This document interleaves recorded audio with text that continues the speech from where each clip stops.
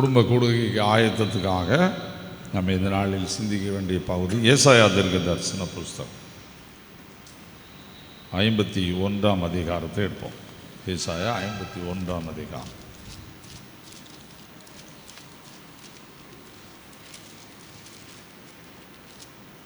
இரண்டாம் வசனத்தை யாராவது வாசி.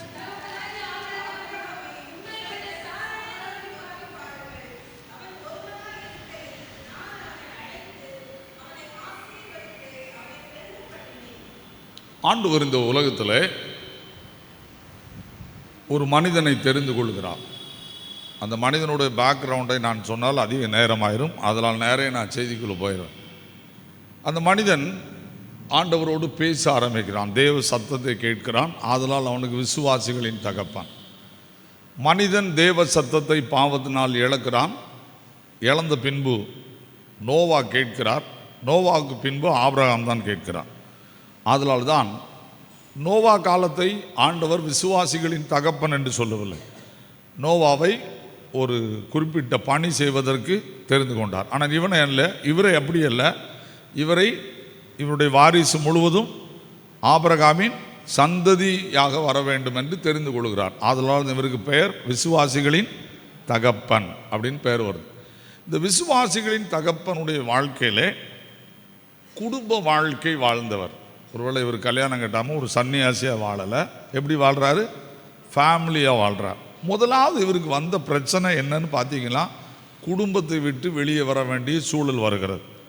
குடும்பத்தை விட்டு வெளியே வர வேண்டிய சூழல் வருகிறது. ஆதியாகமத்தின் புஸ்தகம் 12ஆம் அதிகாரத்தை எல்லாரும் திருப்பிக் கொள்வோம். எல்லாரும் ஆதியாகமம் 12ஆம் அதிகாரத்தை திருப்பிக் கொள்வோம். இது ஒரு நல்ல ஆழமான சத்தியம். பின்னால் ஒரு நாள் இதை நான் உங்களுக்கு விலைக்கு பேசுகிறேன். இப்போ எனக்கு ஒரு 10 நிமிஷம் அல்லது 12 நிமிஷம் டைம். இப்போ நீங்கள் பார்த்தீங்களா, இந்த 12ஆம் அதிகாரத்துக்குள்ள ஆண்டவர் முதலாவது வசனத்தை ஒருத்தர் படிங்க.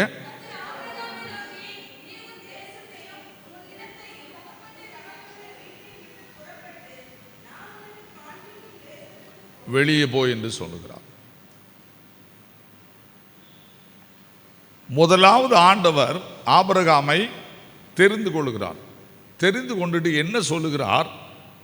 உனக்கு உன்னுடைய சொந்த ஊர் குடியிருக்க முடியாது. நான் உனக்காக ஒரு நாட்டை ஆயத்தம் பண்ணியிருக்கிறேன். ஆதலால் நீ செல்ல வேண்டிய இடம் எது? கானானுக்கு செல்ல வேண்டும். கிறிஸ்தவ வாழ்க்கையில் நம்முடைய தகப்பனாகிய ஆபிரகாமை ஆண்டவர் தெரிந்து கொண்டு ஃபஸ்ட்டு கொடுத்த கட்டளை என்ன தெரியுமா? நாம் இந்த உலகத்துக்கு உரியவர்கள் அல்ல. நீங்கள் எவ்வளவுதான் குடும்பம் வாழ்ந்தாலும், எவ்வளவு சந்தோஷமாக வாழ்ந்தாலும், பணத்துக்கு மேலே பணம் சேர்த்தாலும், வீட்டுக்கு மேலே வீடை கட்டினாலும், என்ன செய்தாலும் நாம் யார் கிடையாது? உலகத்தான் கிடையாது. நமக்கு இந்த உலகத்துக்கு என்ன கிடையாது? சம்பந்தம் கிடையாது. இந்த உலகம் நமக்கு ஒரு வாடகை வீடு. இந்த உலகம் நமக்கு ஒரு வாடகை வீடு. ஆதலால் உலகத்திலும் உலகத்தில் உள்ளவைகளிலும் அன்பு கூற மறுக்க வேண்டும்.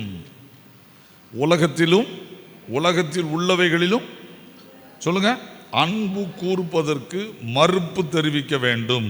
1 யோவான் 2ஆம் அதிகாரத்துக்குள்ளே நான் வாசிப்போமானால் 2ஆம் அதிகாரம் 15ஆம் வசனத்தையும் 16ஆம் வசனத்தையும் நான் வாசிக்கிறேன் பாருங்கள். உலகத்திலும் உலகத்தில் உள்ளவைகளிலும் அன்பு கூறாதிருங்கள். ஒருவன் உலகத்தில் அன்பு கூர்ந்தால் அவனிடத்தில் பிதாவின் அன்பு இல்லை. ஏனெனில் மாம்சத்தின் இச்சையும் கண்களின் இச்சையும் ஜீவனத்தின் பெருமையுமாகிய உலகத்தில் உள்ள பிதாவினால் உண்டாவன அல்ல, பிதாவினால் உண்டானவைகள் அல்ல, அவைகள் உலகத்தினால் உண்டானவைகள். உலகத்தினால் உண்டானவைகள்.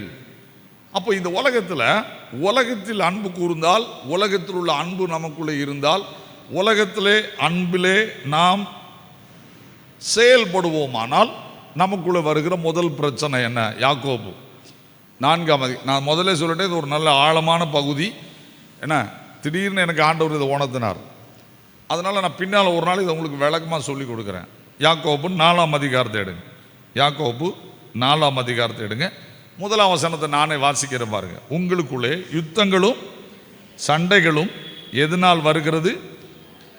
உங்கள் அவயவங்களில் போர் செய்கிற இப்போ முதல்ல புரிஞ்சுக்கோங்க, நம்ம இந்த உலகத்துக்குரியவங்க கிடையாது.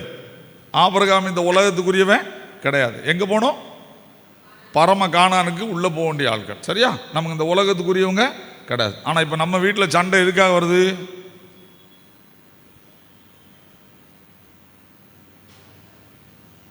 நம்ம வீட்டில் சண்டை எதுக்காக வருது? பரலோகத்துக்கு போகிறதுக்கு சண்டை போடுறோமா? எங்க பரலோகத்துக்கு போகிறதுக்கு சண்டை போடுறோமா? சத்தமே வர மாட்டேங்குது. எத்தனை பேர் வீட்டில் நான் ஜோம் பண்ணுவேன், நீ ஜோம் பண்ணுவேன்னு சண்டை போட்டிருக்கீங்க? கை வைத்தி ஒரு அல்ல சொல்லுங்க பார்ப்போம். ஏன் நான் தான் ஜோம் பண்ணுவேன் அப்படின்னு சொல்லி சண்டை போட்டவங்க ஒருத்தர் கை வைத்தி அலையில சொல்லுங்க பார்ப்போம். நான் தான் பைபிள் வாசிப்பேன், நான் தான் பாட்டு பாடுவேன், நான் நம்ம வீட்டில் குடும்ப ஜெபம் நடத்துகிறேன் அப்படின்னு சொன்னவங்க யாராவது இருக்காங்களா? சத்தமே வர மாட்டேங்குது. சேலையும் சட்டையும் எடுத்துக்கொண்டு வச்சா முதல்ல அப்படி பார்த்துட்டு எதில் பார்டர் அதிகமாக இருக்கோ அதுதான் எனக்கு வேணும்னு சண்டை போட தெரியும். அது ஜோம் பண்ணுவோம். பார்த்துக்கோங்க. அன்பின் ஆண்டவரே, இந்த சேலை எங்களுக்கு தந்ததுக்காக தோத்துறன்னு சொல்லிட்டு தான் சண்டை ஆரம்பிப்போம். முதல்ல அனுபவம் என்ன? ஏம் அவுட். பவுல் எழுதுறான் கொரிந்து திருச்சபைக்கு, பந்தய சாலையில் ஓடுகிற எல்லாரும் ஓடுவார்கள், ஒருவனே பந்தய பொருளை பெறுவான் என்று அறியீர்களா? பெற்றுக்கொள்ளத்தக்கதாய். என்னது பெற்றுக்கொள்ளத்தக்கதாய் ஓடுங்கள்? என்ன அர்த்தம்? நான் ஓடிக்கிட்டே இருக்கும்போது எனக்கு முன்னால் 5 பேர் முன்னால் ஓடிட்டான், இப்போ என் மனசு சொல்லுது நீ தோத்து போவா அப்படின்னு. ஐயா, அங்கே பெற்றுக்கொள்ளத்தக்கதாய் ஓடுங்கள்னா என்ன அர்த்தம் தெரியுமா? முதல் பரிசு எடுத்ததுக்கு அர்த்தம் இல்லை, நீ எல்க கோட்டை போய் தாண்டணும்னு அர்த்தம். உனக்கு பரிசு கிடைக்காதுன்னு தெரிஞ்ச பிறகு நீ என்ன செய்யணும்? இடவழியில் போகக்கூடாது. எங்கே போகணும்? லைனில் ஓடணும். அதுதான் எழுதி வச்சிருக்கு. உலக இச்சை என்ன செய்யக்கூடாது? வெக்கம் நம்மளை இடவழியில் இழுத்துடக்கூடாது. நான் சொல்றது புரியுதா? அப்போ முதலாவது அறிந்து கொள்ள வேண்டியது என்ன? நான் இந்த உலகத்துக்கு சண்டை போடுறேனே தவிர கானானுக்காக பரலோகத்துக்காக சத்தமே வர மாட்டேங்கி. நாம் இந்த உலகத்துக்கு உரியவர்கள் அல்ல. இதை மனசில் வச்சுக்கோங்க. நீங்கள் எத்தனை பவுண்ட் தாலி போட்டாலும் சரி, ஒரு நாள் உங்கள் கழுத்திலிருந்து கழட்டிடுவாங்க. எவ்வளவு கழுத்து நிறைய செயின் போட்டிருந்தாலும் சரி கழட்டிடுவாங்க. இதுக்காக சண்டை போடுறதை விட இயேசுக்காக வாழ்வதே மேல். குடும்பத்தில் முதல் அனுபவம் என்ன தெரியுமா? இந்த உலகத்துக்கு உரியவர்கள் அல்ல.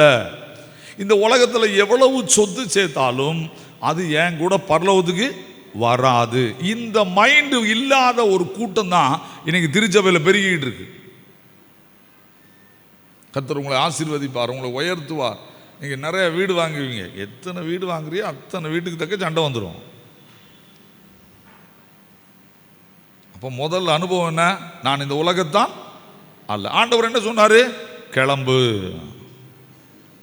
உன் குடும்பத்தோடு இருந்தன்னா நீ யாரா இருக்க முடியாது? கானானுக்கு போறவனா இருக்க முடியாது.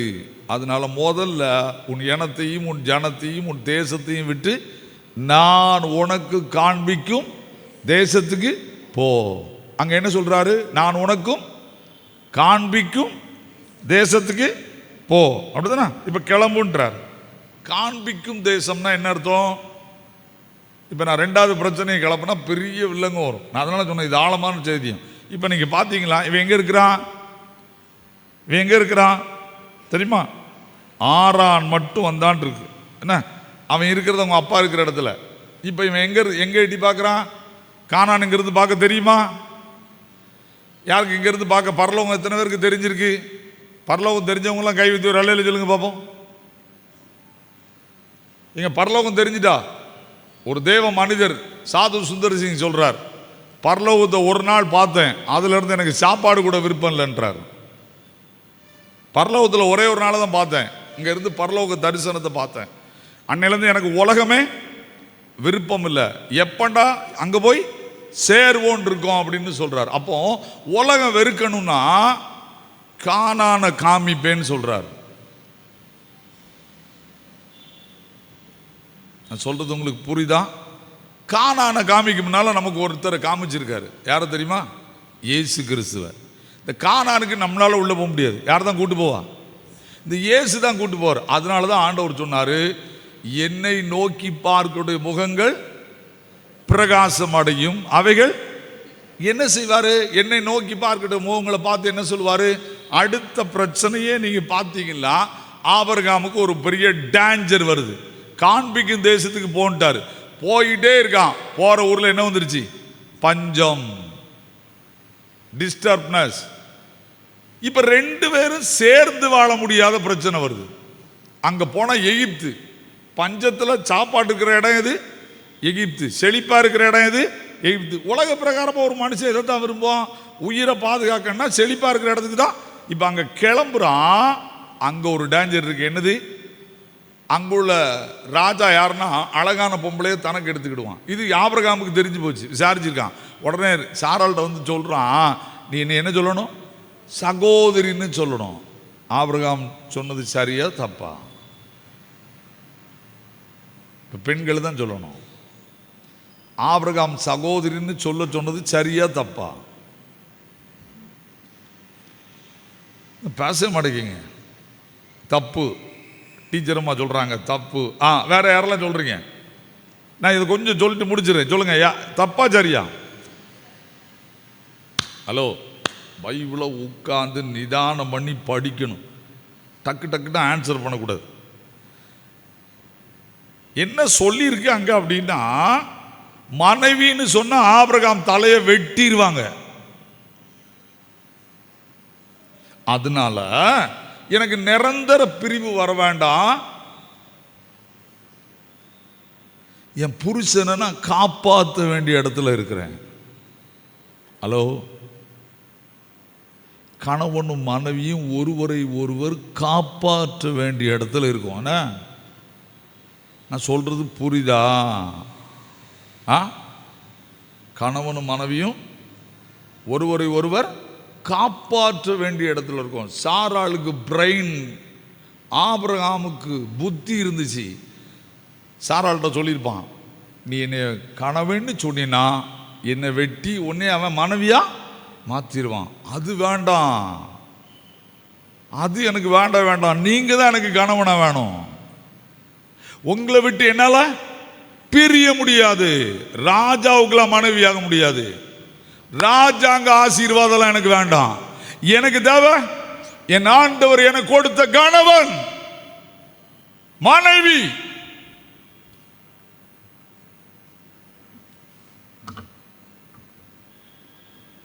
இந்த உறவு இருக்கா? நம்ம கணவனுக்கா உயிர் கொடுப்போமா? மனைவிக்கா உயிர் கொடுப்போமா? இயேசு உங்களுக்காக உயிர் கொடுத்தவர். குடும்பத்தை ஏற்படுத்தினார். தலை தாழ்த்துவோம், கண்களையும் போடுவோம்.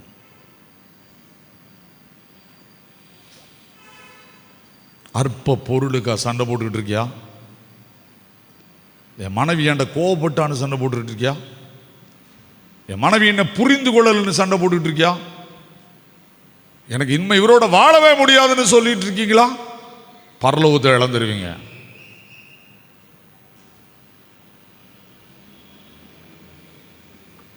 என் மனைவிக்காக உயிரையும் கொடுக்க வேண்டும், என் கணவனுக்காக உயிரையும் கொடுக்க வேண்டும். கிருபை நிறைந்த ஆண்டவரே, நானும் நாங்களும் எவ்வளவு நிர்பந்தமான மனுஷர்கள். இந்த நாளில் எங்களோடு பேசும், என்னோடும் என் குடும்பத்தோடும் பேசு. இன்னும் நான் எங்கெல்லாம் என் உயிரை விடுகிற அளவுக்கு என் குடும்பத்தை நேசிக்க வேண்டுமோ அதை கற்றுக்கொள்ள உதவி செய்யும். இயேசு கிறிஸ்துவின் மூலம் ஜெபிக்கிறோம் பிதாவே, ஆமென்.